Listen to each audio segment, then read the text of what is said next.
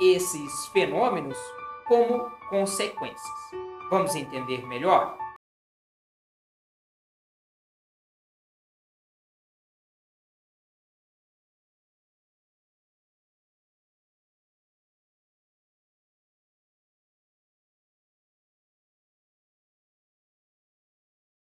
Será a alteração na sua velocidade. Ou seja, meus queridos, a luz pode sofrer uma variação na sua velocidade de propagação. E lembrando que a velocidade da luz no vácuo, ela é representada por 300.000 quilômetros por segundo ou 3 vezes 10 a 8 metros por segundo. Sendo assim, quando a luz passa do vácuo para a nossa atmosfera terrestre, ela vai sofrer uma pequena mudança na sua velocidade de propagação. A mesma coisa é quando ela atravessa aqui, o ar para o vidro. Então, quando nós temos uma velocidade da luz passando do ar para o vidro, ela sofre uma mudança na sua velocidade. Este desvio é o que explica o motivo de quando você estiver de frente a uma piscina e você olha para o fundo e você tem uma impressão de que ela é rasa, do que realmente ela é. Essa percepção acontece porque quando a luz passa do ar para a água, ela sofre o desvio na sua trajetória. E este desvio é o que explica o porquê você tem essa impressão de que a piscina é mais rasa do que realmente ela é. Que fique bem claro isso para vocês. E a consequência deste fenômeno é pelo fato de haver uma mudança em sua propagação. Sendo assim, esta análise da velocidade de propagação será feita por um parâmetro conhecido como índice de refração. O índice de refração, meus queridos, é um parâmetro para verificar se a luz sofre uma grande ou uma pequena mudança na sua velocidade. E há dois tipos de índice de refração. Mas em nosso curso, nós vamos nos ater somente no índice de refração absoluto, de primeiro, viu? De início. E o índice de refração absoluto, ele faz uma espécie de comparação entre a velocidade da luz no vácuo e a velocidade da luz no meio. Vamos entender isso melhor? Então, meus queridos, nós podemos quantificar isso. Melhor dizendo, nós podemos representar isso matematicamente. Ou seja, o índice de refração é a razão entre o C, que é a velocidade da luz, que nós vamos utilizar 3 vezes 10 a 8 metros por segundo, pela sua velocidade da luz do qual ela está passando, não é isso? Então, aqui nós temos que fazer algumas observações a respeito desse índice de refração. Ou seja, algumas características do meu índice de refração absoluto. Então, vejam bem, nós podemos dizer que o índice de refração, ele é adimensional. Mas, Márcio, o que seria adimensional? Meus jovens, adimensional implica que ele não tem unidade de medida. Ou seja, é um número puro. Seja ele 1, 2, 3, 4 e assim por diante. Outra observação muito importante aqui é que o nosso índice de refração, ele sempre será maior ou igual a 1. Ou seja, não existe índice de refração menor do que 1. E o menor índice que eu vou estar apresentando em uma tabela para vocês é o índice de refração do vácuo, que equivale a 1. E o índice de refração do ar é 1,003. Mas para o nosso estudo, nós vamos utilizar esse índice de refração como 1. Tudo bem? Outra coisa, então, aqui, pessoal, que nós podemos entender é que o índice de refração, ele é inversamente proporcional à sua velocidade. Ou seja, quanto maior for o meu índice de refração, menor vai ser a sua velocidade. E quando o seu índice de refração for menor, maior será a sua velocidade. Então, nós podemos entender aqui que o índice de refração seria uma espécie de uma resistência óptica da minha passagem da luz, não é isso mesmo? Isso é uma ideia que nos deixa um pouco até confuso, mas não é bem simples. Ou seja, ele define como a resistência de grande ou pequeno, vamos se dizer assim nesses termos, melhor dizendo, uma forma quantitativa, ou seja, em termos numéricos. Então, o que define a diferença entre os valores dos índices de refração, meus queridos, é a sua densidade deste meio. Então, o índice de refração, ele depende diretamente da sua densidade do meio óptico. E isso significa que quanto mais denso for o meu meio, maior será o seu índice de refração. Sendo assim, nós podemos dizer que o índice de refração do vidro é maior do que o índice de refração da água, pois o valor do índice de refração desse vidro é 1,5. Então, o vidro, nós dizemos que ele é mais refringente do que a água.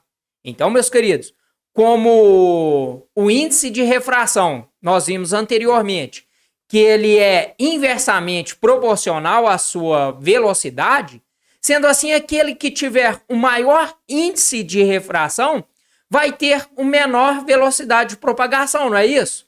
Dessa forma, como o índice de refração do vidro é maior do que o índice de refração da água, nós podemos dizer que a velocidade da água é maior do que a velocidade do vidro.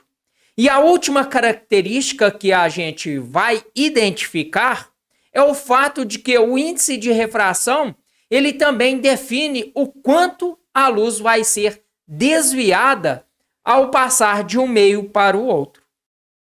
Então, quanto maior for o meu índice de refração, maior será o desvio da minha trajetória da luz.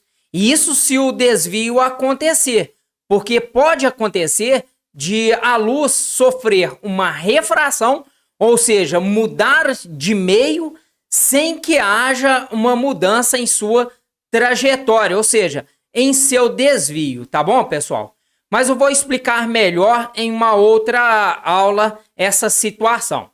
Outra observação importante aqui é que o índice de refração para o mesmo meio, ele pode sofrer alteração. E isso dependendo da sua frequência, ou seja, da frequência da luz. E o que eu quero dizer aqui para vocês é o seguinte, veja bem, é que quanto maior for a minha frequência que eu estou falando aqui para vocês, mas na verdade se aplica a qualquer onda eletromagnética. Mas o que é uma onda eletromagnética? Não estou lembrando.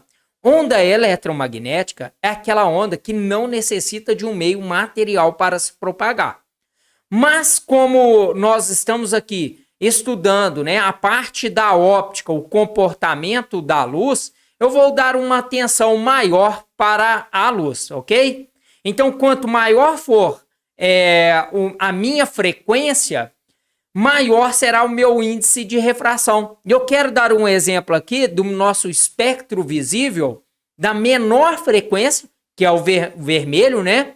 Menos energético, e o de maior energia, que tem a maior frequência, que é o violeta. Então, pessoal, nós podemos dizer aqui que o violeta, ele tem uma frequência maior do que o da luz. Então, ela possui um índice de refração maior do que a luz vermelha, não é isso mesmo? Isso vai ficar mais claro para vocês quando a gente estiver falando sobre a dispersão da luz.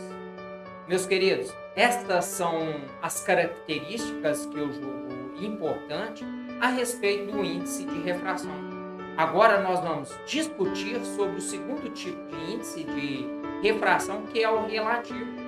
E como nós já sabemos que o índice de refração absoluto, ele faz um tipo de comparação entre a velocidade da luz no vácuo e a velocidade da luz em um determinado meio, agora já temos plenas condições de discutir sobre o índice de refração relativo, do qual faz uma espécie de comparação entre a velocidade da luz em um meio entre outro meio que não seja o vácuo.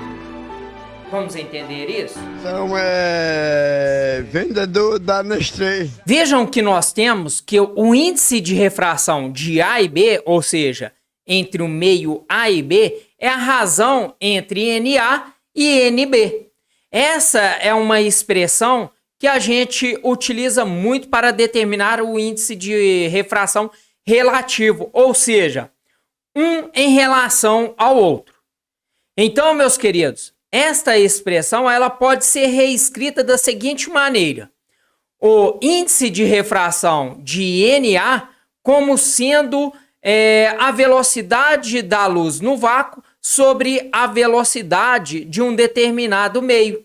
Esta expressão do meu índice de refração absoluto, ela entra no lugar do NA, tudo bem? Aí nós dividimos pelo NB, do qual nós vamos colocar também a velocidade da luz do vácuo sobre a velocidade da luz no meio do qual nós estamos apresentando por B. Vejam que nós estamos diante de uma divisão de frações. E o procedimento correto desta matemática é copiar a primeira fração e multiplicar pelo inverso da segunda fração, ou seja, pelo de baixo. Então perceba que nós podemos dividir, ou seja, cortar as duas velocidades, não é isso?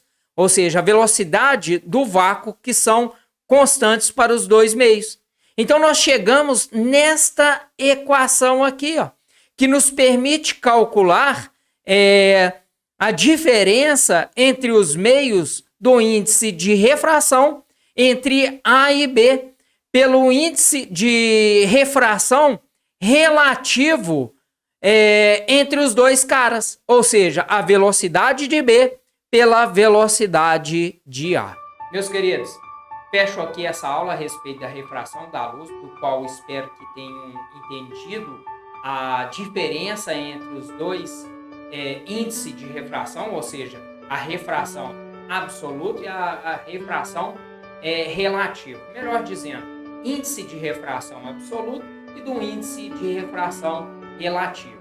Um meu grande abraço e até a nossa próxima aula, onde nós vamos falar da lei de Snell-Descartes. Fique com Deus.